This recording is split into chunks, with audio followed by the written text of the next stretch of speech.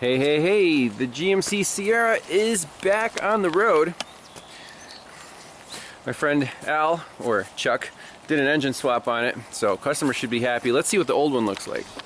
This sits in here like this. That piston's supposed to be that big.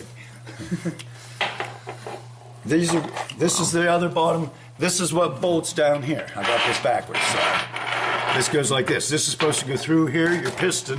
This sits on top. This is what bolts it to the bottom.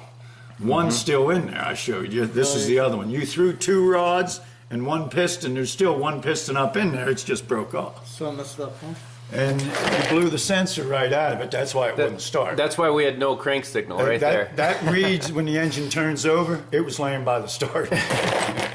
These are all pieces out of you. But these, the parts got a little expensive because this was $58 for the thermostat. Anytime you do this and drain the fluid, you change the oil, you change the thermostat and gasket because now you got fresh fluid and everything. Here's the spark plugs that came out of your new used engine. My new one. Your new one. And they were worn. Who's got my light? They were worn. They should be longer than that. Here's a real bad. I'm not down in it. I had a real bad one.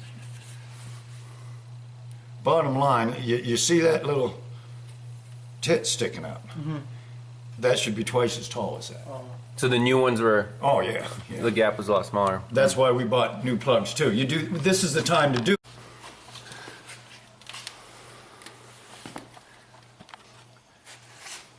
That's a nice looking hole right there. See the piston up there? Yeah, I can see. That's the other piston still in the top of it.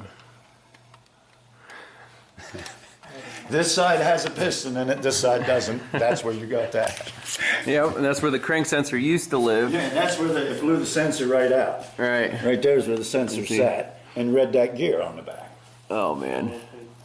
Yep, that looks pretty That's toast. the case here. Look here. If I saw that. These two bolts, it probably would have took the starter out at the same time. With the starter in, I could see this crack right here. Cracked it right here. I'm like, yeah, there must have been some real big impact there. Yeah, I was hoping nothing was too bad this way on them. But that's why I had to dig all that out, because I had to spin this around to get the torque converter bolts out. Oh, okay. And if it wouldn't have turned around, then we'd have had the torch and we'd have had to buy a bunch of other stuff. There's a camshaft. Now, where you want to put this? So that was a little update on the 2014 GMC Sierra Crank No-Start. We definitely saw why it didn't start, because the crank sensor got blown out of the engine by the connecting rods. Yeah.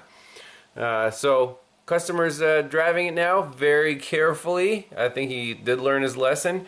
And what was the root cause of the massive engine failure? Yep, sure enough, he had a tune on the truck that disabled the RPM limiter, who knows what else.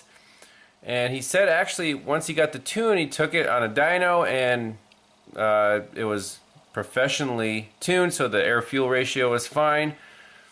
He said he really beat on it on the dyno and everything was great.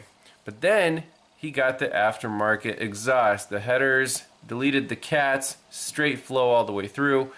So, and he said after that, the engine blew up. So if you are tuning engines, definitely tune it with everything in place. Don't replace more parts or add on aftermarket stuff afterwards, after the tuning is done, because that could totally change everything. And if you run a little lean at super high RPMs repeatedly, well, there you go. So Al did a great job on the engine swap. He was happy to help out, but we did cover our ass and say, hey, if there's anything aftermarket on this truck, we can guarantee our work, but we can't guarantee that this engine will last. And the customer did provide the engine. So again, you just have to make sure that they don't say, hey, you did a bad job on the engine swap, because other factors are involved. So hopefully you can learn something from this case, that tune at your own risk, and basically if you want your vehicle to last, just keep it stock. Alright, thanks a lot for watching. We'll see you next time. Bye bye.